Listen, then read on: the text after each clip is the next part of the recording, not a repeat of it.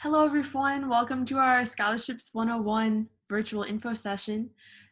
These are scholarships that are open to freshmen, sophomore, junior, senior, pretty much anyone who's just interested in getting a lay of the land and kind of figuring out what's available. So it's an intro to all of these scholarships.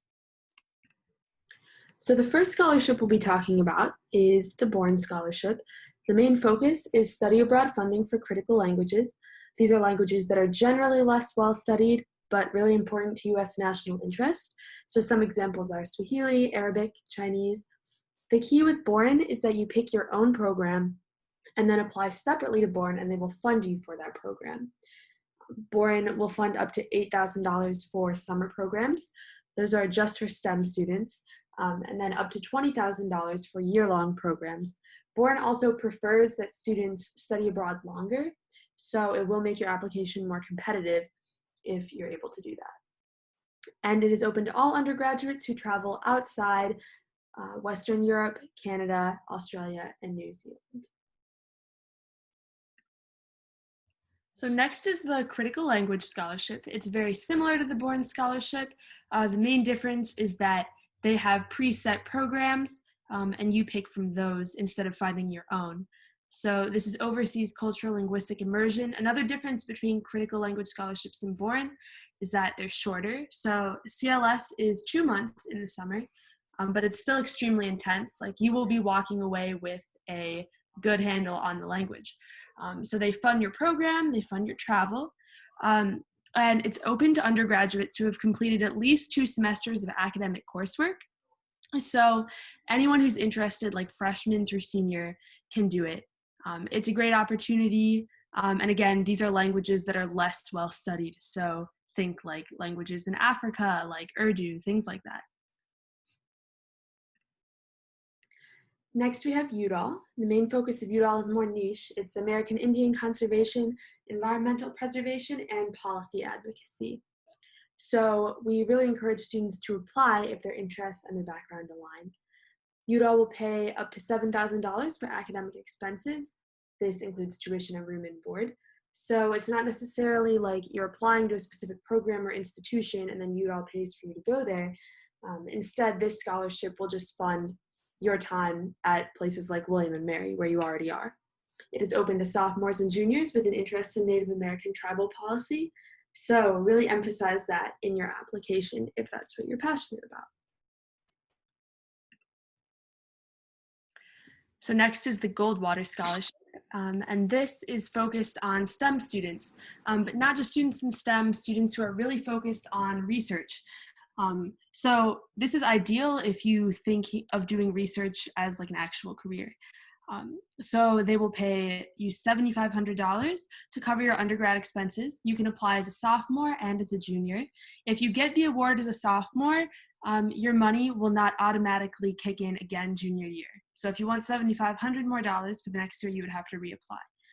This is open to sophomores and juniors, and because it is more competitive, we advise a high GPA around 3.8, but don't let it deter you if you have a ton of research experience and you clearly have demonstrated interest in these STEM areas.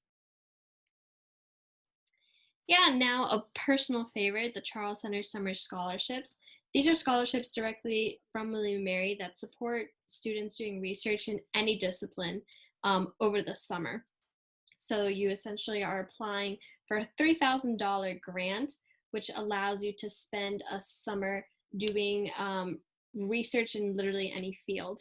And the money can be used for research expenses if you have any, but also it could just pay you for your own time. In order to be eligible for this scholarship, you just have to be a student who's returning the next fall, so freshman through junior. It's a really great scholarship to get any sort of research experience through William & Mary. Okay, and then we have the Gilman Scholarship. So the main focus of this scholarship is study or internship abroad. Again, in non-traditional regions, so this doesn't include Western Europe, Australia, New Zealand, or Canada. It's focused on national security and also encourages students to study critical languages. And then the main point of this scholarship is that it's for freshmen through seniors who are current recipients of the Pell Grant. So that's generally students who have more demonstrated financial need. So you need a Pell Grant to apply. Semester grants are about $4,000, summer grants $3,000, but you can earn up to $8,000 depending on your need. So this is just meant for students who wouldn't necessarily be able to study or intern abroad otherwise. Next, we have the Freeman internships. These focus mainly on providing funding for summer internships in East or Southern Asia for students who demonstrate, again, financial need. And students can identify and pick their own internship. It's not given to them. But it provides essentially $5,000 for funding of the trip to freshmen through juniors who are interested. Something extra with the Freeman internships is that you enroll in a 3-credit course upon completion of your summer internship during the semester to kind of talk about and reflect on your experiences and what you learned during your time abroad. The next scholarship is also focused on East Asia. It is the Confucius Institute Scholarship, and it is for semester or year-long study abroad at Chinese universities for undergrads. They pay $350 a month. That's a stipend that you get above and beyond what they pay for your tuition, room, and board. You must be a citizen of a nation other than China, and this is one of the few scholarships where you have to take a language proficiency test before you go, so they know that you can thrive in the classroom environment. It is open to freshmen through seniors, so really wide range. And then again, they like it if you have relatively little experience in East Asia because they're trying to attract people who may not go. We also want to talk to you guys about looking forward to post-grad scholarships, especially for these more prestigious scholarships which require starting your journey to prepare for them a little bit earlier. So the first is Fulbright. This is a very popular scholarship that people apply for at William & Mary, and generally we've had good success rates in the past. So it's a 1-year grant for teaching English abroad or independent research abroad, and those applications are similar but definitely separate, so you have to pick one of the two. You need to show undergrad preparation related to your project or direct work and internship experience. So you really want to have some tie to the specific country that you're applying to, or the specific experiences that you are promoting bringing over to that country. You want to start thinking globally because Fulbright is all about intercultural exchange. And then also think about how your extracurricular or community involvement can relate.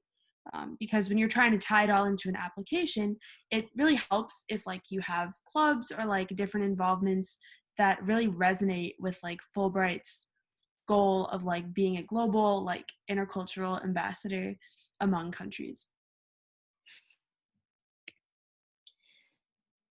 We also want to talk about Rhodes a little bit. Rhodes Scholarship is a great opportunity that funds tuition and living expenses for 2 to 3 years of graduate study at Oxford. So for the Rhodes Scholarship, they really emphasize a commitment to service to the world. And a really big point that they try to emphasize is depth over breadth. And what they really mean by this is they prefer students who have had really deep and meaningful involvements in a service organization, as opposed to the student who is minimally involved in 5 to 10 service organizations.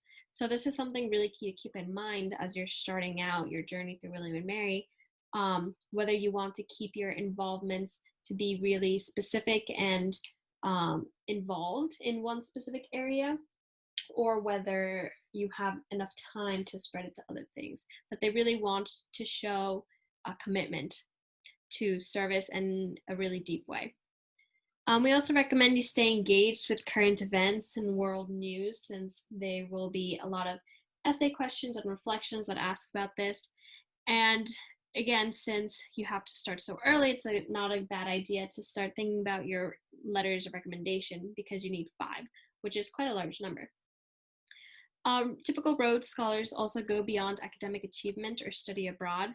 They tend to gain real world experience through things such as internships or research abroad, and then tie that back into their own application. Thank you for listening. If you want to look for more scholarships on your own, go to our website, which you can see here, or feel free to email us at psa@wm.edu. During the spring semester of 2020, we are still holding virtual PSA consultations, so we'd love to see you if you have any questions. And then on campus, we have an office in the Charles Center that you can stop by anytime. You can also make appointments beforehand. So again, thank you for listening, and I hope this was helpful.